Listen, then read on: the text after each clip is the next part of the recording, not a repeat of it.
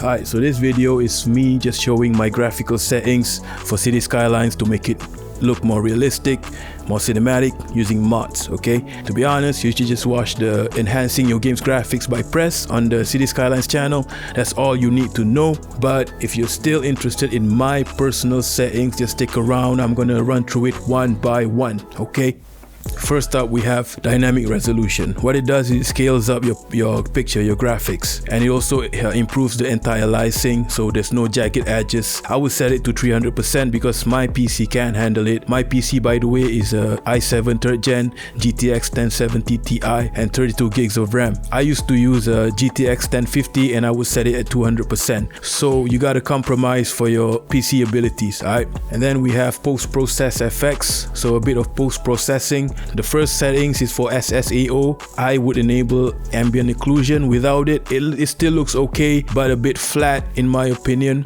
What it does is it adds a bit of shadow and under objects and stuff like that, a bit of detail. So my settings is intensity 2.5, radius 2, sample count high, occlusion depth, and I would enable down sampling. Now my AA settings, anti-aliasing, is SMAA mode, ultra 3, and enable temporal. I don't remember why these are my settings, but I'm assuming this is the best settings. Correct me if I'm wrong. Okay, and then bloom. I like bloom. I don't know about you. It adds a bit of blurriness to the edges. I think someone asked me like, how do you make your edges a bit blurry? So basically I think bloom is it. Correct me if I'm wrong. What it does is, I don't like things to be too sharp, so I would enable bloom. My settings are enable bloom, intensity 0.5, threshold 0.8, spread 0.2, spread 5, and I would enable lens flare, intensity 2, threshold 0.2, saturation 0.5, rotation 0, width 0.5, blur iterations 1, and style anamorphic.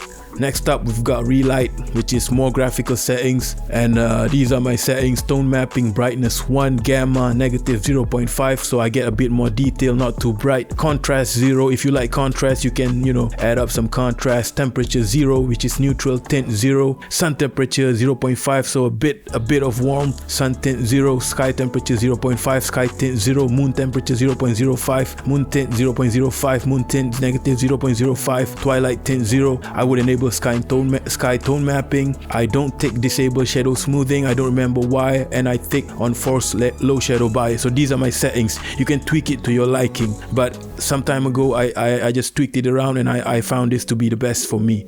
Ultimate Eyecandy. This is, I would say, I guess it's subjective. It's about tweaking your day and night cycle, stuff like that, latitude, longitude, the position of the sun, and also global light intensity, ambient light intensity, which also actually depends on whether you use Daylight Classic or not. I use Daylight Classic, so these are my global light intensity settings, about 3.6, ambient light intensity 0.9. If you don't use Daylight Classic, you might need to bump it up a little bit. And you can also set weather, you can set the rain, you can make it rain, you can add fog, which I would recommend for night.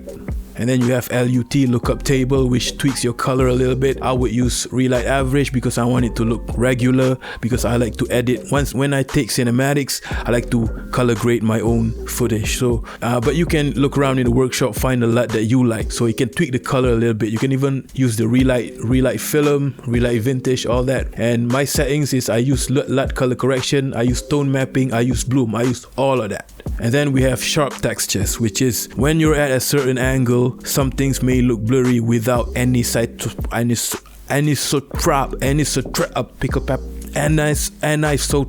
okay? My anisotropy settings is 16, very high. Map, oh, that's a nice word. Map bias, negative 0.6. Too sharp. So those are my settings. It's kind of the maximum settings. You got to compensate for your PC performance, okay? And then you have Cubemap Replacer. It changes your sky, changes the look of the water.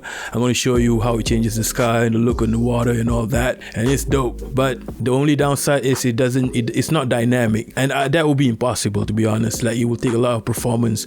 Your PC is not a NASA supercomputer, so yeah, so make of it what you will. So it's not going to be a dynamic sky, but the sky will look realistic AF. Okay, and then we have Mapteam. I haven't really played around with Mapteam because I've only set up my pavement. You can change a lot of things with Mapteams, grass, all that, but I've only changed my pavement, so I'm going to show you that, how I've set up my pavement and all that. So yeah, you can go in the workshop, you can find some Mapteams that you can use to sort of customize your city to get it to look the way you want it to look. Okay. And then we have Sunshots, which is one of my favorite. Like, I'm going to show you here how you can make things look cool, you know, just with Sunshots, cool and realistic, cinematic, all that. It's like you're taking a picture against the sun, you know, silhouette, stuff like that. And you can, you know, adjust it using your ultimate Eyecandy mod, right? Latitude, longitude, all that stuff. You can get some cool shots with Sunshots.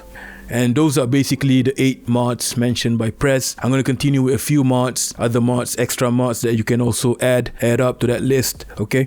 We have advanced vehicle options where you can switch up all the cars in your city. You can specify which car you want to pop up, which car you don't want to pop up. Like I'm doing a Southeast Asian city, so I got Southeast Asian-ish vehicles going around, driving around, so you can specify to your liking. This is dope. This is needed in my opinion.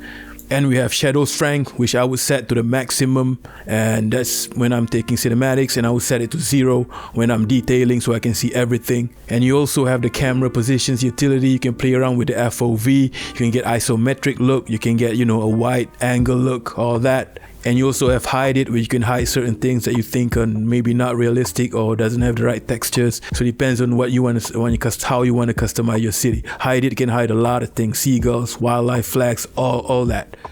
And we also have road colors changer. We can change the color of your road. So let's say I'm doing a Japanese city, I want a darker colored road. Right now I'm doing a Malaysian city, so the road is a bit grayish, you know, not too dark, not too gray. And also, like, let's say you're doing an American city, you might need a grayer road, so you can change the texture. You can change, not the texture, the color of the road. And you can also kind of remove crosswalks. It doesn't work with every road, so I would use surface to cover up the vanilla crosswalks and put my own decals. And there's also ultimate level of detail. What it does is LOD is like, you know, how certain things look from a distance, okay? So, and when I'm detailing, of course, I'm going to set it to low, but there's a screenshot mode in this mod, which you can make the level of detail like crazy, yet you can see everything from afar. So you might want to use this if you're doing cinematics, but if you're detailing your city, working on your city, you might want to tone it down. You can switch up. So yeah, that's it. Those are pretty much my settings. And if you have any questions, just pop me a comment or get at me on Twitter, whatever. I hope it answers a lot of some people who have questions about my settings. And that's all. Peace.